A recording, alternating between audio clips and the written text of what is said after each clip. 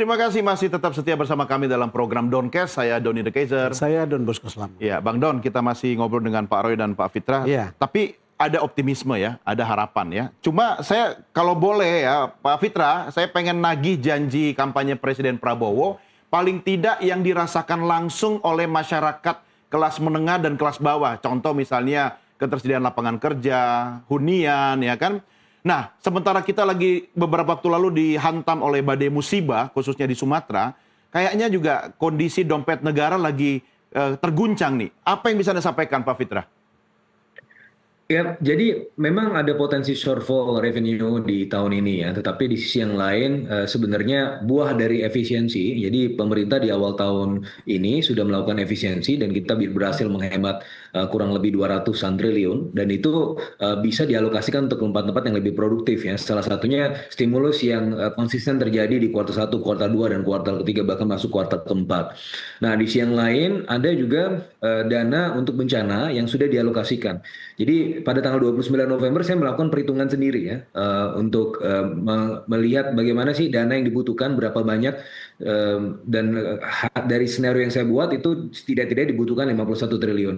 Dan ternyata BNPB ya seminggu setelahnya juga meninjau lapangan dan yang keluar angkanya mirip dengan angka saya 51,8 triliun rupiah dan itu sudah dilaporkan Pak Presiden dan Pak Presiden sudah minta Pak Purbaya untuk segera intervensi. Nah, 51 triliun ada nggak duitnya? Ternyata Pak Purbaya masih punya untuk ini alokasinya 60 triliun juga masih ada gitu. Jadi bisa dialokasikan secara segera. Jadi untuk recover dan bisa menghilangkan scaring effect. Dan bagaimana untuk kelas menengah, bagaimana perkembangan dalam beberapa tahun ini ya. Dan tahun depan itu akan ada insentif juga untuk kelas menengah, ada 1.300 triliun rupiah yang langsung masuk ke kelas menengah dalam bentuk yang sifatnya tangible maupun intangible. Tetapi di tahun ini setidaknya apa yang bisa dirasakan langsung adalah misalnya dari sisi MBG. Nah ini kenapa bisa berperan? Jadi gini, kelas menengah itu pengeluaran paling besar 41,7% adalah untuk makanan. Nah, jadi misalnya MBG ini kalau kita lihat ada dari keluarga ya, rata-rata keluarga di Indonesia itu 4,72. Artinya dalam satu keluarga itu punya 2 atau 3 orang anak. Nah, asumsikan misalnya satu orang ini punya 2 anak. Jadi satu orang misalnya dalam kesehariannya orang tuanya, bapaknya harus kasih uang jajan 15.000 per anak. Berarti 30.000 per hari dalam 20 hari 600.000. Nah, setidaknya ongkos itu yang hilang, yang tidak harus dikeluarkan sekitar 600.000 per bulan, sehingga itu bisa mengurangi beban dari middle class. Nah, itu bisa segera ya langsung dampaknya. Dan juga ada sebenarnya insentif-insentif lain. Seperti misalnya di stimulus fiskal yang paling anyar, itu ada data atau pajak untuk sektor ekonomi kreatif yang di bawah 10 juta income pekerjanya itu ditanggung oleh pemerintah. Perluasan dari yang sebelumnya hanya untuk sektor padat karya.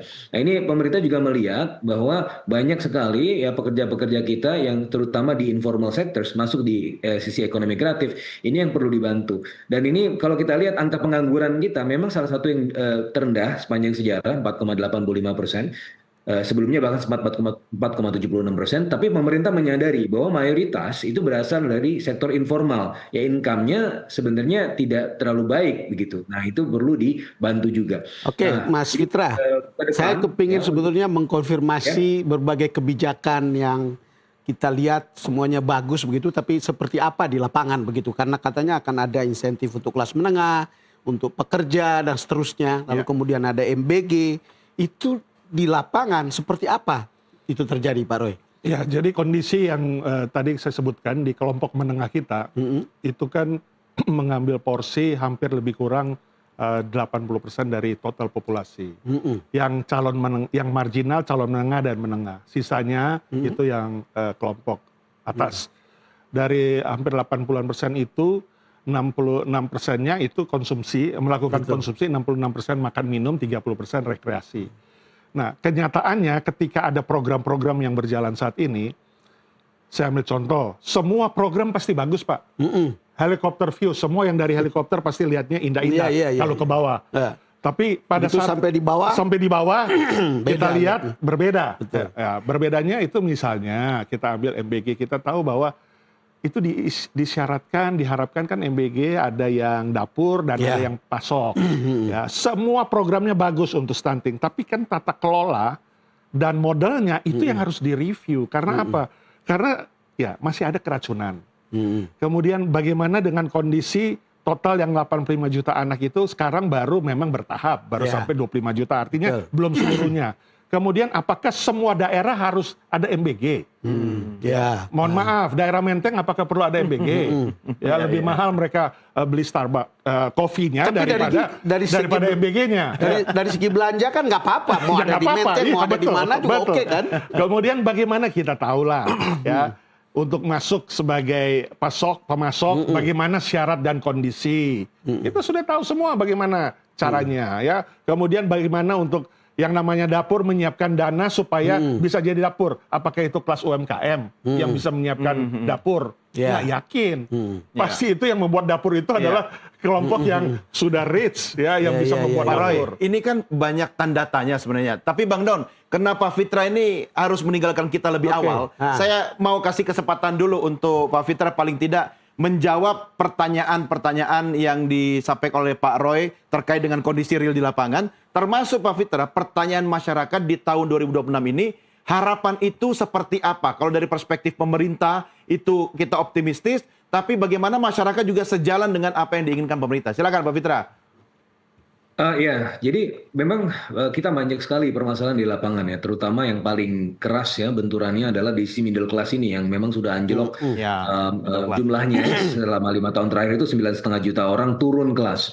Dan di sisi itulah kemudian pemerintah melihat bahwa ruang-ruang ekonomi baru perlu dibuka ya, salah satu yang lewat jalur industri tadi. Karena kalau misalnya sektor formalnya itu terbatas, maka ya kalau kita lihat income-nya segitu-segitu aja ya. Consumption is a fraction of income gitu kalau persamaan matematiknya ya. Tapi di sisi yang lain income-nya itu asalnya dari mana? Asalnya dari industri. Dan industri ini harus dikembangkan. Tapi tidak kalah pentingnya tadi sebagaimana saya sampaikan, manusianya juga perlu dikembangkan karena manusia adalah capital yang juga paling signifikan ya untuk kemudian menunjang tumbuh kembang industri tersebut. Tahun depan bagaimana? Tahun depan ya pemerintah masih oke dengan target yang sebelumnya dibuat di asumsi makro 5,4%. Tetapi tentunya ini butuh kerja keras ya, karena kalau kita lihat salah satu game changer yang ke depan yang diharapkan pemerintah adalah dari sisi Danantara masuk fokus kepada industri, menggandeng para investor-investor yang terutama dari luar negeri juga untuk masuk. Itu harapannya bisa untuk menjadi growth factor kita di kuartal setidaknya di tahun 2026 nanti ya. Tapi ini tentunya butuh usaha keras ya, long and tiring proses, dan tentunya butuh juga sentimen positif. Jadi sentimen positif ini yang juga dibutuhkan meskipun ini sifatnya fragile ya, sentimen itu bisa berubah antar waktu. Tetapi setidaknya ini yang bisa kita lihat dengan Pak Purbaya misalnya in place di sini, IISG itu sudah mendekati 9.000 misalnya. Ini kan merupakan salah satu indikator sentimen. Padahal sebenarnya untuk tahun ini beberapa analis memperkirakan paling maksimal cuma 7.800 skenario paling bullishnya. Tapi kita sudah mendekati 9.000 misalnya. Nah ini adalah salah satu hal yang bisa menjadi salah satu peluru, tapi bisa menjadi masalah juga buat kita ketika